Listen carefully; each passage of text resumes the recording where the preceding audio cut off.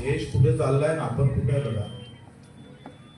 तुमचे आमचे डोके कसे भडकावायचे आणि तुम्हाला मूळ मुद्द्यापासून कसं दूर न्यायचं त्याचं व्यवस्थित प्लॅनिंग.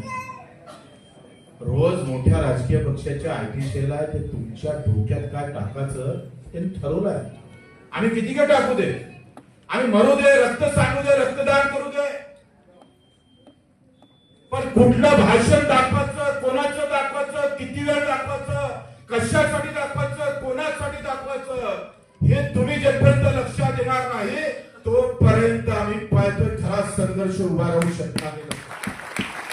खरा संघर्ष जर उभा करायचा असेल मित्र तर ही लढाई हक्काची आहे. मी मराठी हा हिंदी, तो मुसलमान हा हिंदू, तो मुंबईचा हा नागपूरचा, ही लढाई लढा नाही आम्ही. आमच्या मनात आहे जी जागा मराठीची आहे, त्या आमच्या नसा नसा भरल्या, प्रत्येकाचा धर्म प्यारा आहे. धर्माचे झेंडे घेऊन, जातीचे झेंडे घेऊन, भाषेचे झेंडे घेऊन तर गरीबाला जर अधिक गरीब करत असाल तर याद राखा संघर्ष प्रहार सोबत राहणार.